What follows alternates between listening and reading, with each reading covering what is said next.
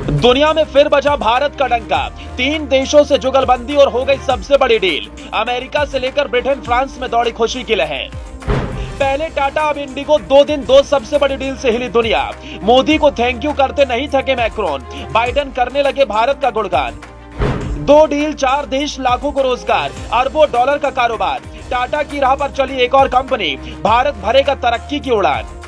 पहले भारत की निगाहें दुनिया पर टिकी होती थी। अमेरिका भारत में कितना निवेश करेगा, ब्रिटेन से भारत फलाना फलाना एमओयू करेगा, फ्रांस की कंपनियां रोजगार देंगी, ये सब चर्चाएं आम थी। और इसी से पूरे देश में कभी खुशी का माहौल होता तो कभी सरकारें अपनी पीठ थपथपाती। लेकिन वो दिन अब लद गए हैं, इतिहास के पन्नों में दफन हो गए हैं और अब भारत अपनी शर्त पर काम करता है। भारत की कंपनियां विदेशों में बैठे लाखों लोगों को रोजगार देती हैं। भारत एक कदम आगे बढ़ाता है तो दुनिया उसी राह पर चल पड़ती है। भारत के इतिहास में ऐसा पहली बार हुआ जब अमेरिका के राष्ट्रपति ने खुद मीडिया के सामने आकर कहा कि भारत की एक कंपनी हमारे 44 स्टेट के 10 लाख लोगों को रोजगार देगी। ये देश के लिए गौरव का पल है और इसकी पहली वजह बने ईमानदार, दरिया दिल इंसान रतन टाटा, जिनके तेज दिमाग ने वो कर दिखाया जो कभी दुनिया के सबसे बड़े उद्योगपति तक नहीं सोच सके। तो दूसरी वजह भारत की तीसरी सबसे बड़ी एयरलाइन इंडिगो बनने जा रही है। इन 2 डील से दुनिया भारत के कदमों में आ गई। भारत की एक डील ने दुनिया के 3 बड़े देशों की डूबती अर्थव्यवस्था को सहारा दिया। बाइडेन, मैक्रोन से लेकर सुनक तक के चेहरे पर मुस्कान लौट आई। हर कोई भारत की तारीफ में कसीदे पढ़ने लगा। लेकिन ये खुशी अब दोगुनी हो गई है क्योंकि अब एक नहीं दूसरी भी डील पक्की हो गई। भारत ने एविएशन सेक्टर में इतिहास रचा तो लाल आंख दिखाने वाले चीन की आंखें चौंधिया गई। अमेरिका घुटनों पर आकर सलाम करने लगा। मैक्रोन तो मोदी का जब भी करने लगे। दरअसल पहले टाटा और अब इंडिगो ने ऐतिहासिक डील की उड़ान भरी, अरबों डॉलर के कारोबार को मंजूरी दी। सबसे पहले आपको टाटा की एयर इंडिया एयरलाइंस की उस डील के बारे में बताते हैं जिसने इतिहास रचा।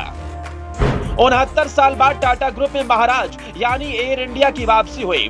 दुनिया की 2 सबसे बड़ी विमान बनाने वाली कंपनी बोइंग और एयरबस को एक झटके में 470 विमानों का ऑर्डर दिया। डील में 4 देश शामिल हैं और पूरी डील 80 अरब डॉलर यानी 6.40 लाख करोड़ की है। जब ये डील साइन हो रही थी उस वक्त रतन टाटा के साथ पीएम मोदी और फ्रांस के राष्ट्रपति इमैनुअल मैक्रोन साथ में वर्चुअली मौजूद थे। डील के बाद अमेरिकी राष्ट्रपति बाइडेन ने पीएम मोदी को फोन कर बधाई दी। इस डील के तहत 2023 के अंत तक एक विमान मिलने और 2025 तक ऑर्डर कंप्लीट होने का अनुमान है। टाटा ग्रुप के नेतृत्व वाली भारतीय एयरलाइंस कंपनी जहां एयरबस से 250 विमान खरीदेगी तो वहीं बोइंग से 220 विमानों का सौदा किया गया है। टाटा ग्रुप की ओर से एविएशन सेक्टर में यह अब तक की सबसे बड़ी डील है। लेकिन इस डील के ठीक कुछ ही घंटों बाद एयर इंडिया की कॉम्पिटिटर एयरलाइंस और भारत की तीसरी सबसे बड़ी एयरलाइन इंडिगो ने भी एक बड़ा ऐलान कर दिया और 500 नए विमानों के ऑर्डर को मंजूरी दे दी। एयरलाइन ने यूरोप तक अपना विस्तार करने के लिए टर्किश एयरलाइंस के साथ भागीदारी की है। साथ ही अपने एक्सपेंशन प्लान के तहत 500 एयरक्राफ्ट का ऑर्डर दिया है। एयरलाइंस के इंटरनेशनल सेल्स के प्रमुख विनय मल्होत्रा ने कहा कि इससे भारत से इस्तांबुल और यूरोप तक यात्री सेवाएं बढ़ाने में मदद मिलेगी। इंडिगो ने यूरोप की दिग्गज कंपनी एयरबस और यूएस की बड़ी कंपनी बोइंग दोनों से ही एयरक्राफ्ट ऑर्डर किए हैं। 2 दिन 2 बड़ी डील से दुनिया भारत के कदमों में आ गई है।